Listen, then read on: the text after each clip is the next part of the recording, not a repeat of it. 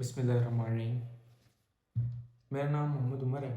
آپ لوگ جانتے ہیں کہ میں 2-3 ویڈیوز میں کیا کر رہا ہوں اور میں کس طرح کانسٹیٹیوشن پاکستان کو آپ کے سامنے رکھ رہا ہوں آہستہ آہستہ۔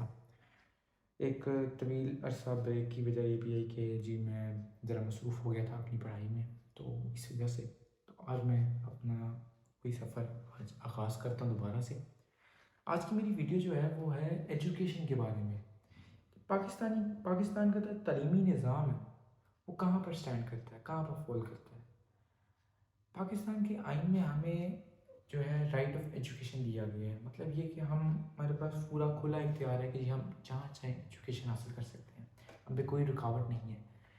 اگر کسی کو فائنینشیل کرائسس ہے وہ گورنمنٹ اسکول، گورنمنٹ کالجز اور گورنمنٹ یونیورسٹیز میں جا کے پڑھ سکتا ہے، لیکن ہمیں یہ دیکھنا ہے کہ ہمارا جو تعلیمی نظام ہے وہ اس اسٹینڈرڈ پہ، اس پوزیشن پہ فال کرتا ہے جو ہونی چاہیے۔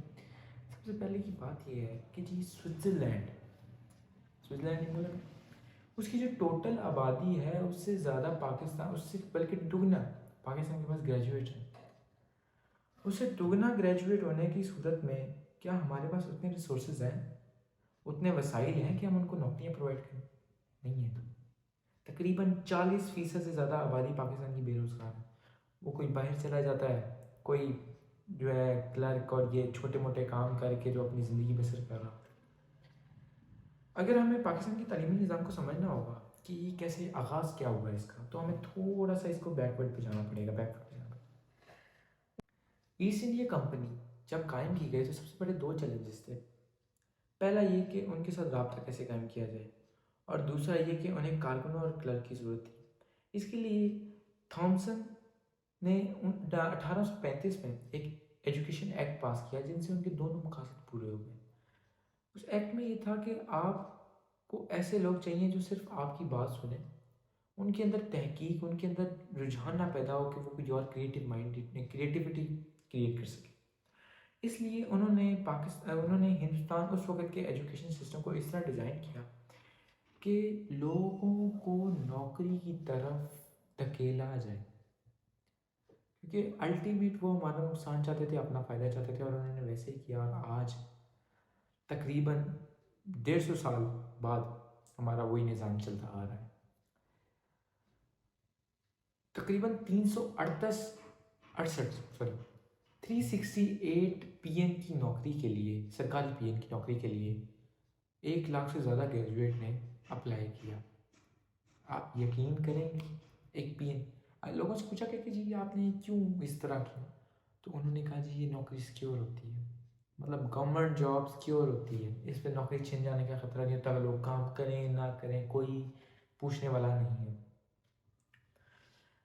ہمیں یہ دیکھنا ہوگا کہ ہمارے تعلیمی نظام میں کہاں پر غلطیاں آ رہی ہیں۔ آج میں آپ کو مثال اس طرح دیتا ہوں کہ اگر ہم اپنا تعلیمی نظام بدل دیتے ہیں تو یہ جو ٹپیکل مائنڈ سیٹ ہے جو والدین کی طرف رجحان پیدا کرتا ہے کہ جی ان کو ڈاکٹر، انجینئر، اس طرح کے طرف زیادہ تر جائیں تاکہ ان کو نوکری ملے، ان کو سورس آف فنڈنگ ملے وغیرہ وغیرہ۔ تو اگر ہمارے اسکول اور colleges digital marketing, SEO، web developing, designing, UI UX اس طرف جاتی بھی ہیں تو ماں باپ اس طرف اپنے بچے کو بھیجیں گے، کیونکہ انہیں کے دماغ میں پہلے سے ڈاکٹر، انجینئر ان کا بھوت سوار ہے۔ تو اب ہمیں یہ سوچنا ہوگا کہ ہم کدھر فال کر رہے ہیں۔ ہمارے جو بڑے بڑے سیلیبریٹیز ہیں، بڑے بڑے سیاستدان ہیں، ان کے بچے تو باہر پڑھتے ہیں اور وہ یہاں پر آ کے حکومت کرتے ہیں، وہ یہ تعلیمی نظام چلا رہے ہیں۔ یہ تعلیمی نظام اس وقت بہتر ہوگا جب ان کے ہمارے بڑے سیلیبریٹیز اور بڑے پولیٹیشین کے بچے اسی حلقے سے پڑھیں جس حلقے سے وہ الیکشن جیتے ہیں، اس وقت ہمارے نظام میں کچھ بہتری آنا شروع ہو جائے گی۔ ہمارے کانسٹیٹیوشن ہمیں رائٹ دیتا ہے کہ آپ ایجوکیشن حاصل کریں، لیکن ہمیں یہ دیکھنا ہوگا کہ ہم ایجوکیشن کون سی حاصل کریں۔ ہم وہی کسی پٹی نوکریوں والی ایجوکیشن لے لیں، اور مزے کی بات یہ ہے کہ پاکستان میں تو جو لیونگ کمیونیکیشن کا جو ایک اسٹینڈرڈ بن گیا وہ انگلش لینگویج بن گیا، حالانکہ چائنا، رشیا ادھر انگلش لینگویج کو اتنا رجحان نہیں دیا گیا۔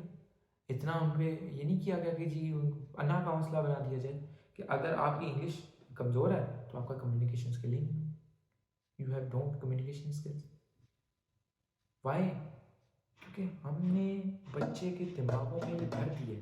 جب ایک بچہ پیدا ہوتا ہے نا تو اس کو ٹیچ کرنے کے لیے اس کی والدہ، اس کے ماں، اس کی دادا، اس کی دادی، اس کے ریلیٹیوس، چچا چچی، ماموں ممی، ٹھیک ہے، یہ لوگ سب سے پہلے انہیں بتاتے تھے کہ اگر تم اچھی تعلیم حاصل کرو گے تو تمہیں اچھی نوکری ملے گی، اچھی نوکری ملے گی تو تمہارا لائف اسٹائل اچھا ہو جائے گا.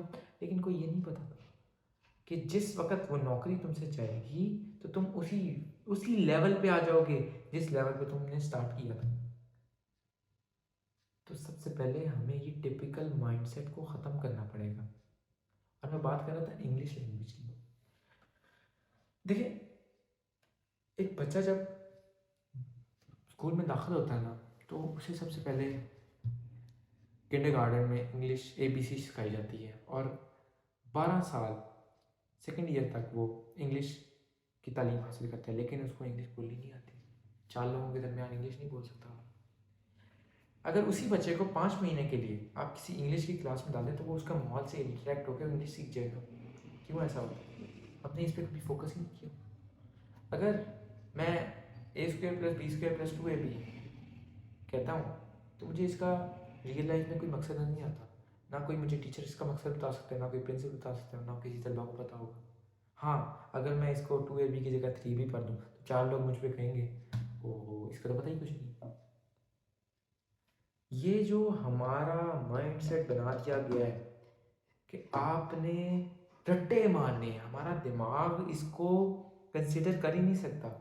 ہمارے دماغ کو اللہ نے ڈیزائن ہی ایسا کیا ہے کہ وہ یاد کر ہی نہیں سکتا. اس کو ایک فلم دکھانی پڑتی ہے، اس کو کانسیپٹ دینے پڑتے ہیں. جب تک اسے کانسیپٹ نہیں ملیں گے وہ نہیں کر سکتا. ہمارے یہاں کیا ہوتا ہے کہ ٹیچر اس بورنگ وے میں پڑھاتے ہیں، ان کی خود کی وہی نہیں ہوتی، نہ ان کو کوئی رسپیکٹ ملتی ہے ٹیچرز کو، کچھ بھی نہیں. پاکستان کا تعلیمی نظام برباد ہے. جتنے بھی بڑے بڑے لوگ جن کو ہم فالو کرنا چاہتے ہیں، جن کی طرح ہم بننا چاہتے ہیں، اوبویسلی وہ اس تعلیمی نظام کے جال میں نہیں پھنسے.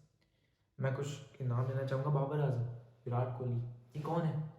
8ویں سے بھاگے ہوئے ہیں اور آج ان کا نام اتنا ہے. کیسے؟ یہ اس ٹریپ میں نہیں پھنسے. لہٰذا ہمیں سوچنا ہوگا کہ جی ہم کس طرف جا رہے ہیں، ہم اپنے بچوں کو کس طرف لے کے جا رہے ہیں. ہاں، یہ بات ابھی آپ کو تھوڑی سی آکورڈ لگی ہوگی کہ یار یہ بکواس کر رہے ہیں، لیکن آج سے 10 سال بعد کی اگر دیکھا جائے تو آرٹیفیشیل انٹیلیجنس آ گئی ہے. اب اگر آپ ہسٹری کی اتنی موٹی موٹی کتابیں پڑھتے ہیں اور ان کو یاد رٹے کی طرح، طوطے کی طرح یاد کرتے ہو تو اس کا فائدہ نہیں ہے. اگر آپ کو کوئی چیز نہیں سمجھ آ رہی ہے، آپ گوگل کرو، سب کچھ سامنے آ جائے گا. کوئی ضرورت نہیں ہے اس طرح کی کسے پٹے نظام میں آپ کو رہنے کی کہ جی آپ رٹے مارو، آپ یہ کرو. سب کچھ ڈیجیٹل ہو گیا ہے، لیکن ہمارے ٹپیکل والدین کو نہیں کوئی سمجھا سکتا کہ اب کیا کر سکتے ہیں ہم.